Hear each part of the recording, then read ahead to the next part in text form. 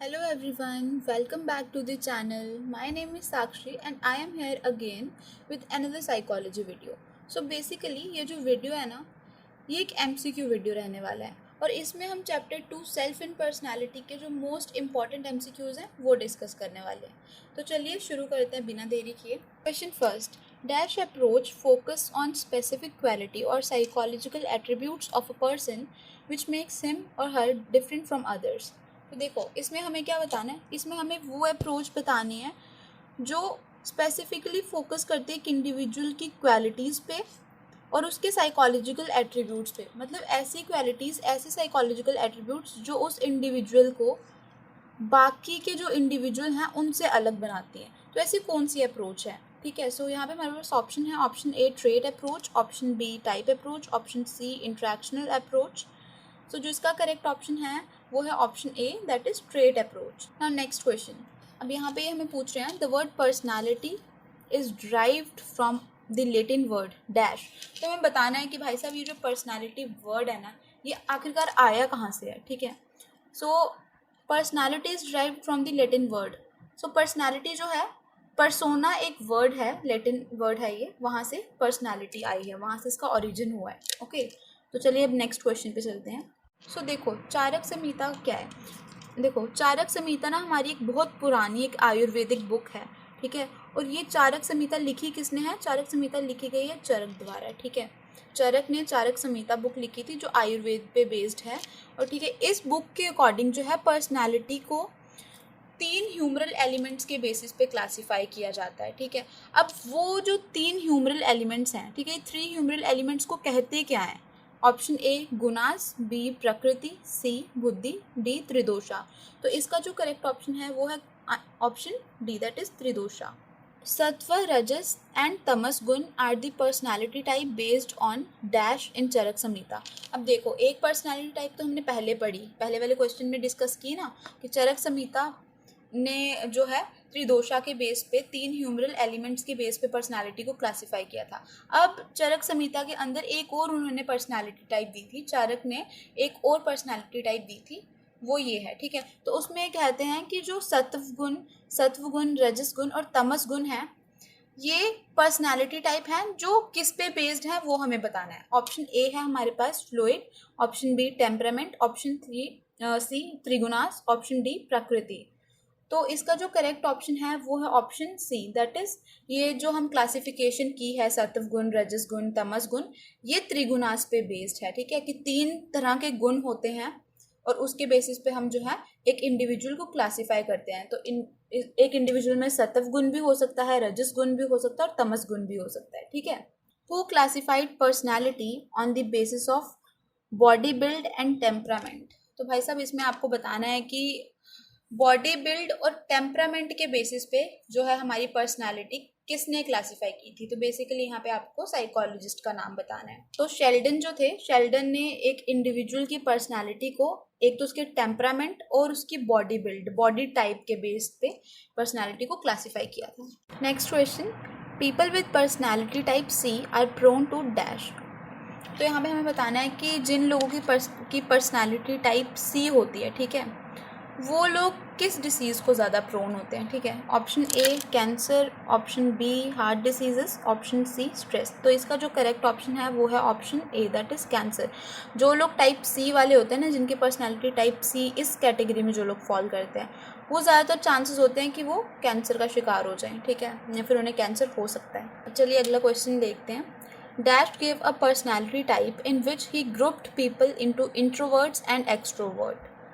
तो यहाँ पे भी हमें साइकोलॉजिस्ट का नाम बताना है जिसने लोगों को पर्सनालिटी टाइप में, मतलब जिसने पर्सनालिटी टाइप दी और उसमें उसने उस साइकोलॉजिस्ट ने लोगों को 2 ग्रुप्स में जो है कैटेगराइज किया, एक तो इंट्रोवर्ट्स और दूसरा एक्सट्रोवर्ट. तो यहाँ पे ऑप्शंस हमारे पास अवेलेबल हैं. Option A Alfred, that is Alfred Binet, जो हमने चैप्टर 1 में पढ़ा था. फिर option B Charak, option C Friedman and option D Jung. तो इसका जो करेक्ट ऑप्शन है वो है ऑप्शन डी, दैट इज जंग. जंग ने जो है लोगों को इंट्रोवर्ट और एक्सट्रोवर्ट में कैटेगराइज किया था, लोगों की पर्सनालिटी टाइप को. Individual who look very thin, long and fragile and by temperament brainly, artistic and introverts fall in which personality type. तो अब यहाँ पे हमें बताना है कि वो इंडिविजुअल जो देखने में बहुत ही ज़्यादा लंबे होते हैं, थिन होते हैं, यहाँ पे जी नहीं आएगा, थिन होते हैं और फ्रेजाइल होते हैं, ओके, थोड़े वीक होते हैं। बट ये हो गया उनका बॉडी टाइप जो मैंने आपको बताया। और टेम्परामेंट, उनका टेम्परामेंट कैसे होता है, वो बहुत ज़्यादा ब्रेनली होते हैं, आर्टिस्टिक होते हैं और साथ ही साथ इंट्रोवर्ट होते हैं। तो ऐसे लोग कौन सी पर्सनैलिटी टाइप में फॉल करते हैं? Option A endomorphic, option B ectomorphic and option C mesomorphic. तो इसका जो करेक्ट ऑप्शन है वो है option B, that is ectomorphic. Raymond Cattell found dash primary और सोर्स ट्रेट्स। तो यहाँ पे हमें बताना है कि जो रेमंड कैटल थे उन्होंने कितने प्राइमरी या फिर कितने सोर्स ट्रेट फाउंड किए थे, कितने ढूंढे थे। देखो, प्राइमरी ट्रेट को ही सोर्स ट्रेट बोलते हैं। ऐसा बहुत बार जो है बच्चों को कंफ्यूज किया जाता है इन दोनों वर्ड्स में, तो आपको याद रखना है कि प्राइमरी ट्रेट ही सोर्स ट्रेट होते हैं। तो अब ऑप्शंस में देखते हैं। ऑप्शंस हैं option A 16, B 17, C 18 and D 14। इसका जो करेक्ट आंसर है वो है ऑप्शन ए। जो आइसिंग ने थर्ड डायमेंशन प्रपोज की थी अपनी पर्सनालिटी थ्योरी में या फिर पर्सनालिटी टाइप में, वो बतानी है। देखो, इनिशियली जो आइसिंग है, आइसिंग ने इनिशियली सिर्फ दो जो है डायमेंशन दी थी पर्सनालिटी की। बाद में उसने एक और जो है डायमेंशन ऐड ऑन की, उसका नाम बताना है। ऑप्शंस हमारे पास अवेलेबल हैं source trait and surface trait, neuroticism versus emotional stability and psychoticism versus sociability. तो जो करेक्ट ऑप्शन है वो है option C, psychoticism versus sociability. Dash is considered the pioneer of trade approach. यहाँ पे हमें उन साइकोलॉजिस्ट का नाम बताना है जिनको ट्रेड अप्रोच का पियोनियर कंसिडर किया जाता था। मतलब जो ट्रेड अप्रोच है उसकी इनिशियल जो थ्योरीज हैं वो इन साइकोलॉजिस्ट ने दी थी। तो उनका नाम है Gordon Allport. Dash used hypnosis to treat people with physical and emotional problems. तो यहाँ पे हमें उन साइकोलॉजिस्ट का नाम बताना है जिसने हिप्नोसिस के प्रोसेस को यूज़ किया लोगों की physical problem as well as emotional problems को ट्रीट करने में। तो वो साइकोलॉजिस्ट का नाम क्या है हमें वो बताना है। तो सिगमंड फ्रॉयड करके साइकोलॉजिस्ट थे जो हिप्नोसिस को यूज़ करते थे लोगों के फिजिकल और इमोशनल प्रॉब्लम्स को ट्रीट करने के लिए। A method in which a person is asked to openly share all the thoughts, feelings and ideas that come to his or her mind is called। तो यहाँ पे हमें मेथड का नाम बताना है जिसमें एक इंडिविजुअल को पूछा जाता है कि वो ओपनली जो भी है, ठीक है, वो ओपनली बता सकता है, ठीक है, खुलकर वो अपने थेरेपिस्ट के साथ शेयर कर सकता है। ऑप्शन ए है हमारे पास dream analysis, option B hypnosis, option C acceptance, option D free association. तो इसका करेक्ट ऑप्शन है वो है ऑप्शन फ्री एसोसिएशन। अब अगला क्वेश्चन देखते हैं। Which of the following is not given by Sigmund Freud. तो इसमें से ऐसी कौन सी मतलब इसमें से ऐसा कौन सी चीज़ है जो सिगमंड फ्रॉयड ने नहीं दी है। चलिए पहले ऑप्शंस देखते हैं। Option A structure of personality, option B ego defence mechanism, option C 5 factor model of personality and option D is level of consciousness. तो अब देखो, स्ट्रक्चर ऑफ पर्सनैलिटी भी सिगमंड फ्रॉयड ने दी है, ठीक है, ईगो डिफेंस मैकेनिज्म भी सिगमंड फ्रॉयड ने दिया है, पर जो 5 फैक्टर मॉडल ऑफ पर्सनालिटी है ये सिगमंड फ्रॉयड ने नहीं दी है, ओके। और level of conscious and stages of personality भी सिगमंड फ्रॉयड ने दिया है। और 5 फैक्टर मॉडल जो है पर्सनालिटी का वो जो है कॉस्टा और रॉबर्ट ने दिया था, तो इसलिए ऑप्शन सी इसमें नहीं आएगा। करेक्ट ऑप्शन है ऑप्शन सी। अगला क्वेश्चन पढ़ते हैं। Freud gave the dash therapy to being repressed unconscious material to our consciousness. तो जो सिगमंड फ्रॉयड थे उन्होंने ऐसी कौन सी थेरेपी जो है इंट्रोड्यूस करवाई थी जिससे हम एक इंडिविजुअल के जो अनकॉन्शियस मटेरियल है, मतलब जो भी उसके अनकॉन्शियस माइंड में जो भी फीलिंग सप्रेस्ड है उनको कॉन्शियसनेस में ला सकते हैं। ऑप्शन ए है हमारे पास cognitive, option B psychoanalytic therapy, option C D existential therapy. तो जो करेक्ट ऑप्शन है वो है option B, that is psychoanalytic therapy. Next question. That acts as moral branch of mental functioning also help to control it by internalizing parental authority। Okay, तो हमें बताना है कि कौन सा ऐसी चीज़ है जो एक मेंटल मतलब जो एक मॉरल ब्रांच की तरह काम करती है और साथ ही साथ ये चीज़ जो है इड को कंट्रोल करने में भी काफ़ी ज़्यादा हेल्प करती है through parental authority. Option A है हमारे पास id, option B ego, option C super ego, option D libido. तो इसका करेक्ट ऑप्शन है वो है option C, option C that is super ego, okay. So super ego जो है हमारे इड को कंट्रोल करने में हेल्प करती है एज अ पेरेंटल अथॉरिटी, ये आपको हमेशा याद रखना है। Next question, dash involves love for the father and hostility towards the mother. So एक ऐसा कौन सा प्रोसेस है या फिर ऐसी कौन सा प्रोसेस है जिसमें जो है जो गर्ल्स होती हैं उनके अंदर जो है फादर के लिए लव की फीलिंग अराइज होती है और मदर के लिए हॉस्टिलिटी जो है डेवलप होना शुरू हो जाती है। Option A Electra complex, option B Oedipus complex and option D none of the above. तो इसका करेक्ट ऑप्शन है option A, that is Electra complex. Next question, when a child fails to pass successfully through a stage leads to dash to that stage. जब एक बच्चा जो है एक particular stage से सक्सेसफुली दूसरी स्टेज पे पास ऑन नहीं हो पाता है, उसकी पर्सनैलिटी जो है एक स्टेज से दूसरी स्टेज तक नहीं जा पाती है, उस चीज़ को क्या कहते हैं? ऑप्शन ए है fixation, option B regression, option C both A and B. तो जो करेक्ट ऑप्शन है वो है option A, that is fixation. Fixation से जो है एक इंडिविजुअल की पर्सनालिटी में काफ़ी ज़्यादा प्रॉब्लम होती है कि वो एक स्टेज से दूसरी स्टेज पे पास ऑन कर पाए, ठीक है, वो उसी स्टेज पे फिक्स्ड रह जाता है। नाउ नेक्स्ट क्वेश्चन है, The Minnesota Multiphasic Personality Test consists of dash statements। तो ये जो MMPI टेस्ट जो है इसमें हमें बताना है कि इसमें टोटल कितनी जो है स्टेटमेंट्स इंक्लूड होती हैं, ठीक है, इसमें कितनी स्टेटमेंट्स कितनी स्टेटमेंट से बना हुआ है। ऑप्शन ए है हमारे पास 565, option B 567, option C 765 and option D 521। तो जिसका करेक्ट ऑप्शन है वो है option B, that is 567। Next question, Rorschach's ink blot test given by Herman Rorschach consists of dash ink blots। तो जो इंक ब्लॉट टेस्ट है हमारा, ठीक है, जो हरमन ने दिया था उसमें टोटल कितने इंक ब्लॉट्स होते हैं हमें वो उनका नंबर बताना है। ओके, ऑप्शन ए है हमारे पास 5, ऑप्शन बी है 15, ऑप्शन सी है हमारे पास 10। तो जो करेक्ट ऑप्शन है वो है ऑप्शन सी, दैट इज 10। अब अगला क्वेश्चन देखते हैं, which of the following test does not fall under projective techniques. Option A the thematic apperception test. देखो इसमें हमें क्या बताना है कि ये सारे टेस्ट के नाम दिए गए हैं, ठीक है, तो जो टेस्ट इसमें प्रोजेक्टिव टेक्निक्स के अंडर नहीं आता है तो वो हमें बताना है।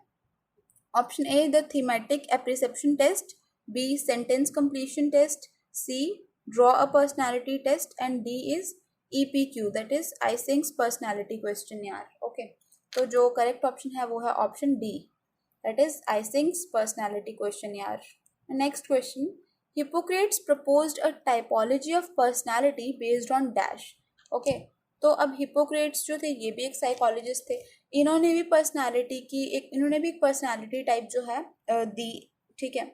अब इनकी जो पर्सनालिटी की इन्होंने जो पर्सनालिटी की टाइपोलॉजी प्रपोज की वो किसके ऊपर बेस्ड थी वो हमें बताना है। ऑप्शन ए है हमारे पास त्रिगुणास, ऑप्शन बी है ह्यूमर, ऑप्शन सी त्रिदोष and option D body build and temperament. Okay, so जो इसका करेक्ट ऑप्शन है वो है humour. Now next question, so अगला क्वेश्चन देखते हैं, which of the following list present fruit psychosexual stages in the order in which they occur. तो इसमें हमें अब बताना है साइकोसेक्सुअल स्टेजेस, जो सिगमंड फ्रॉइड ने हमें साइकोसेक्सुअल स्टेजेस दी थी हमें उनके नाम बताना है और उसी ऑर्डर में बताना है जिस ऑर्डर में वो होती हैं, ठीक है। तो ऑप्शन ए है हमारे पास anal, oral, genital, phallic and latency stage. उसके बाद है genital, latency, anal, oral and phallic stage and option C है oral, anal, phallic, latency and genital stage and option D है oral, anal, latency, phallic and genital stage. तो option C is the correct option. Okay, Amit lack motivation in life and has an overly complacent attitude. He remains relaxed and deals patiently with others. Which type of personality does Amit have according to Friedman and Rosenman? ठीक है, तो यहाँ पे बता रहे हैं कि अमित में जो है मोटिवेशन की काफ़ी कमी है, ठीक है, जो उसकी लाइफ में उसको मोटिवेशन की काफ़ी कमी है और ओवरऑल उसका बहुत ही कैसे ढीला सा कॉम्प्लेसेंट सा एटीट्यूड है। साथ ही साथ अमित जो है बाकियों के साथ काफ़ी लोगों के साथ काफ़ी पेशेंटली डील करता है और काफ़ी एक रिलैक्स्ड मैनर पे अपनी लाइफ को जी रहा है, ठीक है, बहुत ही ज़्यादा कोई टेंशन नहीं लेता, ठीक है। तो अब फ्राइडमैन और रोजनमैन के अकॉर्डिंग जो अमित है वो कौन सी पर्सनैलिटी टाइप में आता है? Option A type A, option B type B, option C type C and option D type D. उसका करेक्ट ऑप्शन है वो है option B, that is type B. Sanjana loves to have burgers every day. Being aware of its ill effects on her body, she promised herself that she would buy a book of her choice if she managed to restrain herself from eating burgers for a month. This is an example of dash. तो देखो अब question समझो। संजना जो है भाई साहब उसको burger खाना बहुत पसंद है, ठीक है, और ऑब्वियसली हम सबको भी बहुत पसंद है, ठीक है। और बट संजना को ये चीज़ पता है कि जो बर्गर्स हैं उसका जितनी ज़्यादा वो खाएगी उसका बेसिकली उसकी बॉडी पे एक नेगेटिव इफेक्ट होगा, ओके। तो अब उसने क्या किया, उसने अपने आप से प्रॉमिस किया कि अगर मैं 1 महीने तक खुद को रिस्ट्रेन कर लेती हूँ, खुद को बर्गर खाने से रोक लेती हूँ, तो उसके बाद मैं क्या करूँगी, अपनी चॉइस की बुक खरीदूंगी, ठीक है। अब ये चीज़ किसका एग्जाम्पल है वो हमें बताना है। Option A observation of own behaviour, option B self instruction, option C self reinforcement and option D self esteem. इसका करेक्ट आंसर है option C, that is self reinforcement, क्योंकि यहाँ पे वो खुद को री एनफोर्स कर रही है, okay. Anjani just found a gold bracelet inside a movie theater. Which part of her personality would urge her to deposit it at the manager's office? ठीक है, तो जो अंजलि है उसको एक गोल्ड ब्रेसलेट मिला है मूवी थिएटर में। अब अगर वो ये ब्रेसलेट जाके मैनेजर के ऑफिस में जाके डिपॉजिट कर देती है, तो ये जो चीज़ है उसकी पर्सनालिटी के कौन से पार्ट को जो है रिफ्लेक्ट करेगा? Option A id, option B ego, option C super ego, option D libido. तो जो करेक्ट ऑप्शन है वो है option C, that is super ego. अगला क्वेश्चन देखते हैं। Cultures are characterized as characteristic when. Option A each member of the group maintains his or her individuality, there is a clear dichotomy between self and others, self and group remains at a distance, option D self and groups have a harmonious coexistence. ठीक है, correct option है वो है option D, self and group have a harmonious coexistence. Next question देखते हैं। The school counsellor told Simran that people are happiest and perform their best when their personal traits and characteristics match their occupation. ठीक है, तो यहाँ पे school की जो counsellor है वो सिमरन को बताती है कि लोग तब ज़्यादा खुश रहते हैं जब उनके पर्सनल ट्रेट्स और जो उनके पर्सनल कैरेक्टरिस्टिक्स हैं वो उनके ऑक्यूपेशन के साथ मैच होते हैं। ठीक है, जब उनको ऑक्यूपेशन भी वैसा ही मिलता है जैसे उनके खुद के पर्सनल क्वालिटीज और पर्सनल ट्रेट्स होते हैं। To assess this she has to go through a psychological test. Her counsellor is most likely to use the dash test. तो इस चीज़ को असेस करने के लिए जो है सिमरन की इस चीज़ को असेस करने के लिए एक साइकोलॉजिकल टेस्ट उसे देना पड़ेगा।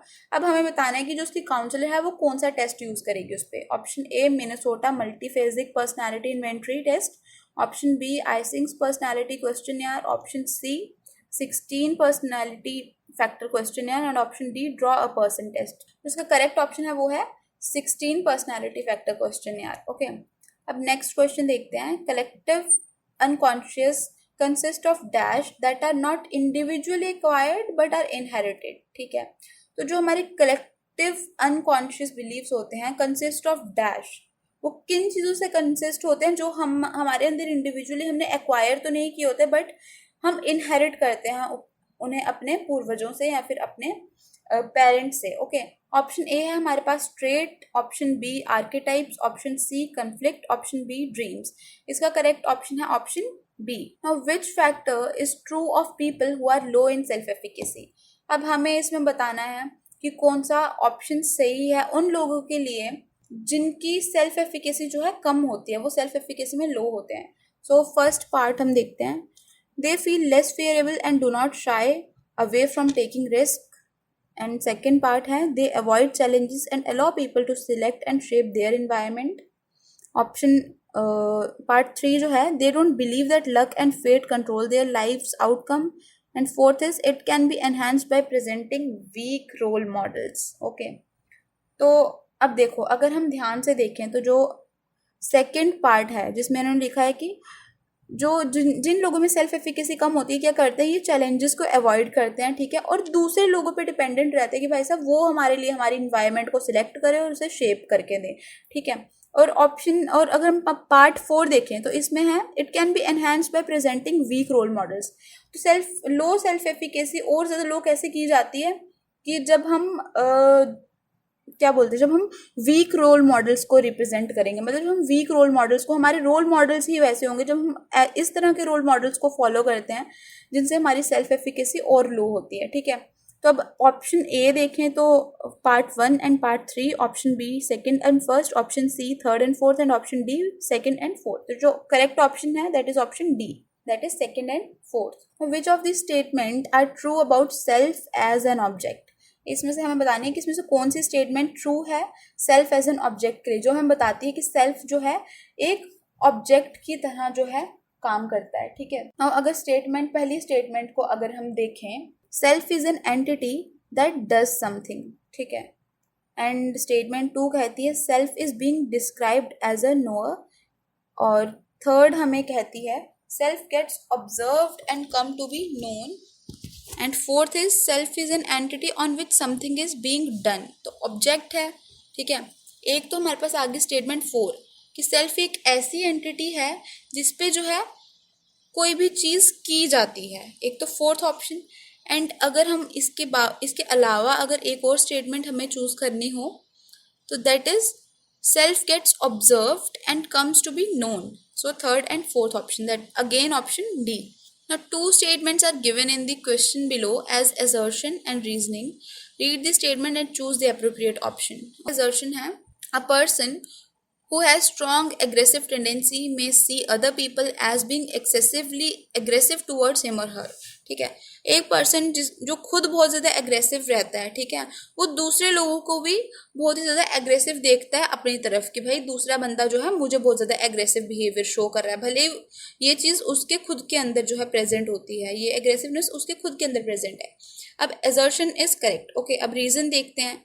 People adopt an ego defense mechanism called projection in which they attribute their own traits to others, ठीक है।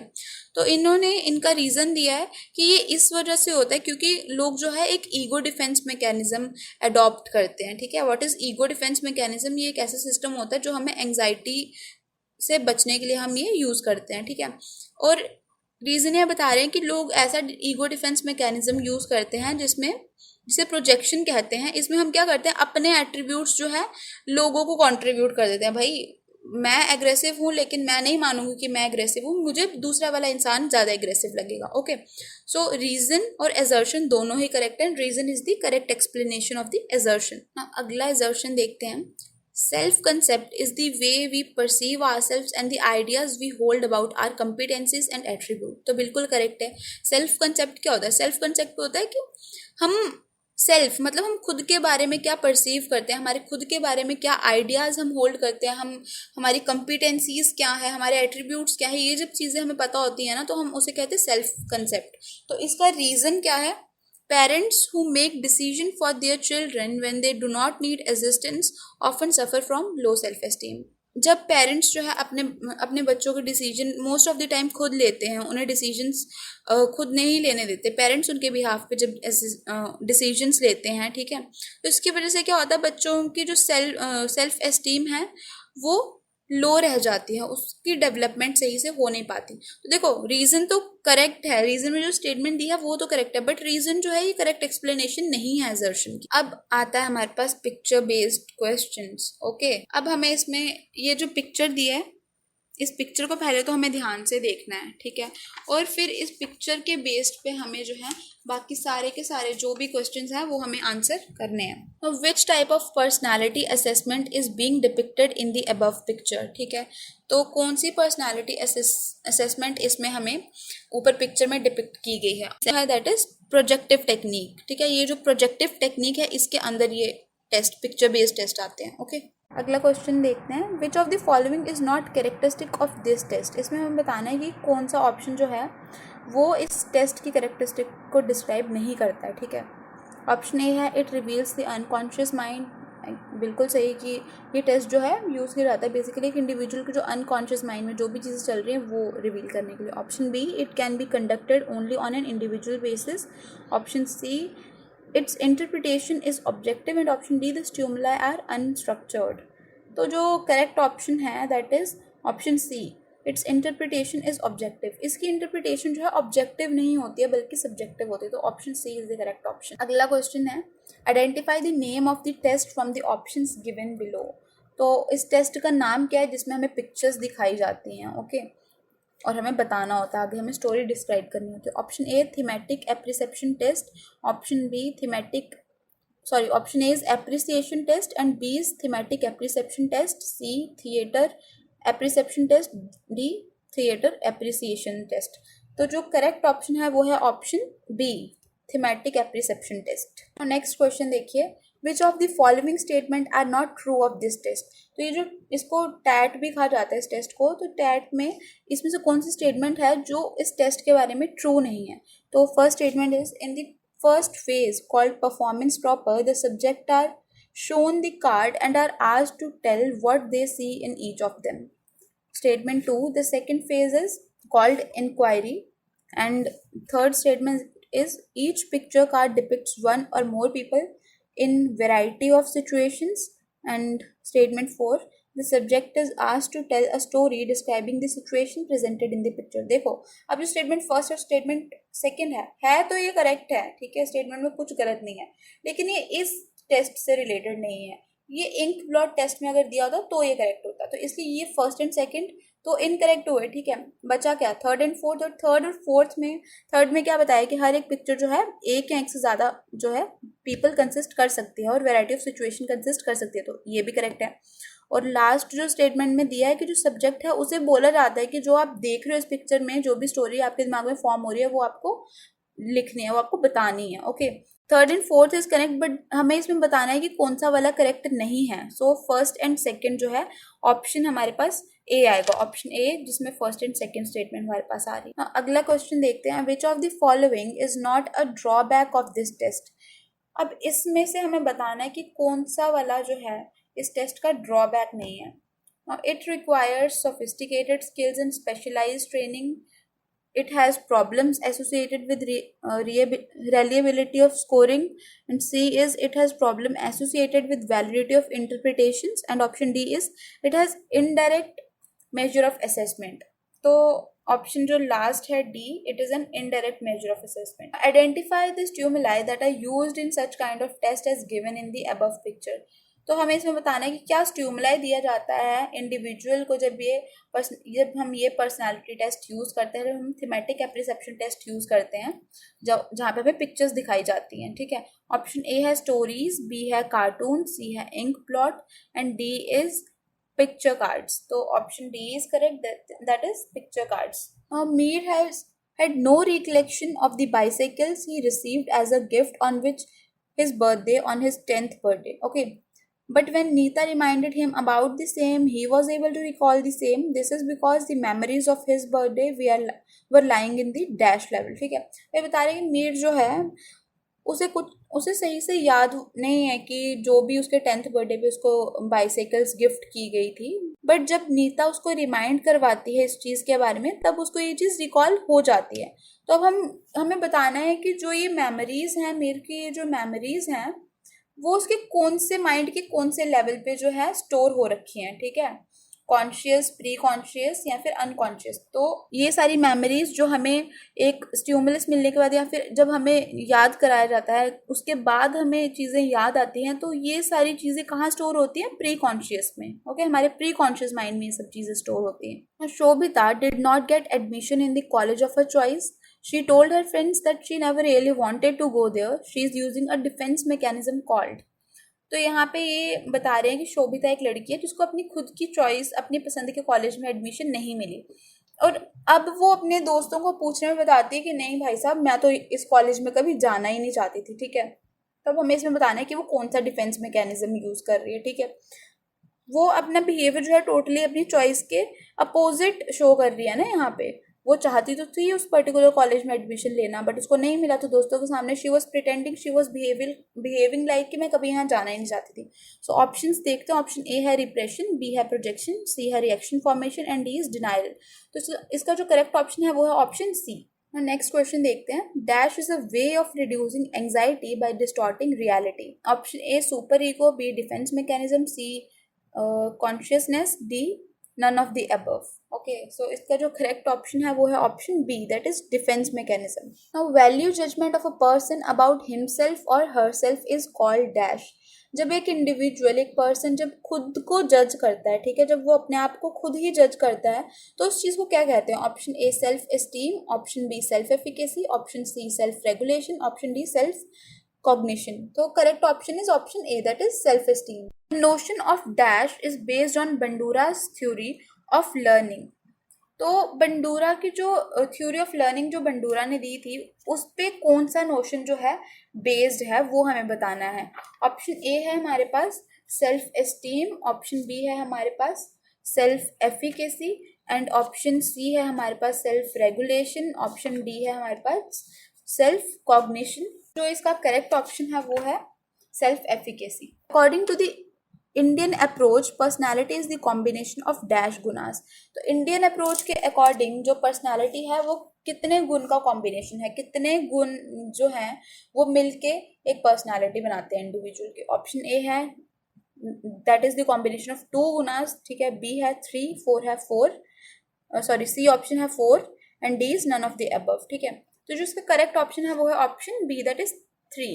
तो तीन गुण जो है दैट इज सत्व गुण, रजस गुण एंड तमस गुण, ये तीनों गुण जब आपस में मिलते हैं, इनका कॉम्बिनेशन जो है उससे हमारी पर्सनालिटी बनती है। That is according to Charak Samhita. Okay, now Minnesota multiphasic personality inventory test, it was developed by Hathaway and McKinley, effective in identifying varieties of psychopathology. C, the revised type is called MMPI-2, and D, all of the above। तो इसमें से कौन सा correct है? तो all of the above जो है इसका D option is correct. Dash provide us information on how a person behaves under stressful situation. तो डैश प्रोवाइड अस इंफॉर्मेशन, ऐसा कौन सा टेस्ट है जो हमें इंफॉर्मेशन प्रोवाइड करता है कि अगर एक पर्सन को हम स्ट्रेसफुल सिचुएशन में, स्ट्रेसफुल कंडीशंस में अगर उसको डाल देते तो वो किस तरीके से बिहेव करेगा, ये चीज़ अगर हमें असेस करनी है तो इसमें हमें कौन सा टेस्ट जो है यूज़ करना पड़ेगा। ऑप्शन ए है बिहेवियरल टेस्ट, बी है stress test, C is situational test, and D is none of the above, and option C is the correct option. तो अब मैं आप सभी के लिए दो केस स्टडी के क्वेश्चंस लेकर आई हूँ।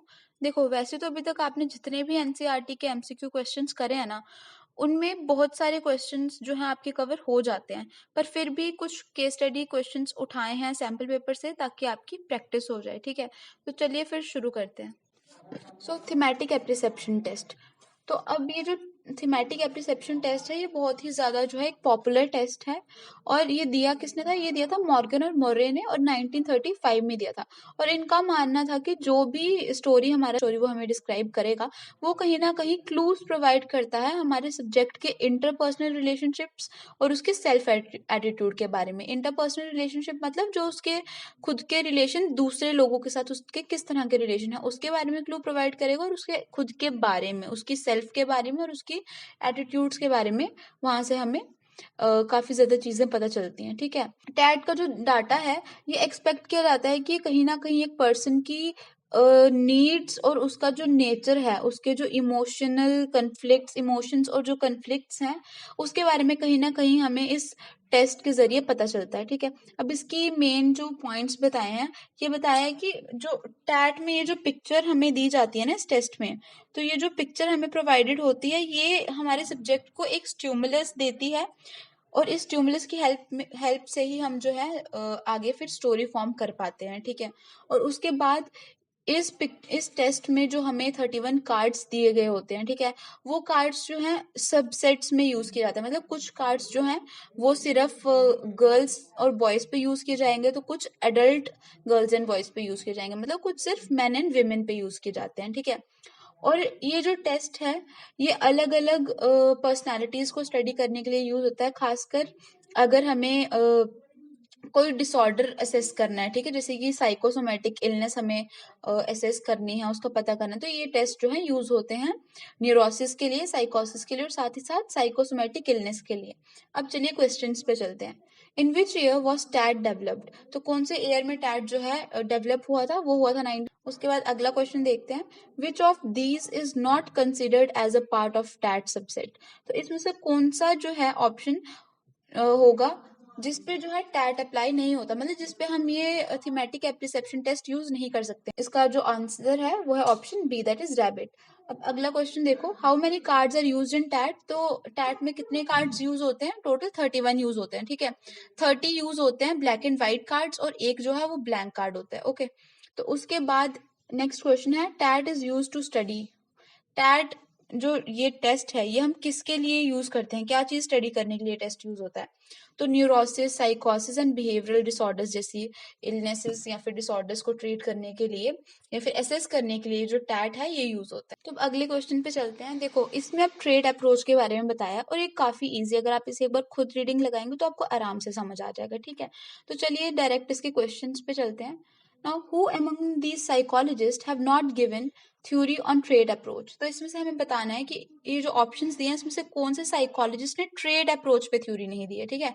ट्रेड अप्रोच इसके अंडर काफी सारी थ्योरीज आती है ना, तो उसमें से ऐसे कौन से साइकोलॉजिस्ट हैं जिन्होंने ट्रेड अप्रोच में अपनी थ्योरी नहीं दी है। Okay, option A Gordon Allport, option B Eysenck, option C Carl Jung and option D Raymond Cattell. तो अब अगर हम ऑप्शन सी देखें तो उसका करेक्ट ऑप्शन है कार्ल जंग, ठीक है, क्योंकि कार्ल जंग ने जो है ट्रेड अप्रोच में नहीं टाइप अप्रोच में अपनी थ्योरी या फिर पर्सनालिटी टाइप बताई थी। ओके, तो अब अगले क्वेश्चन देखते हैं।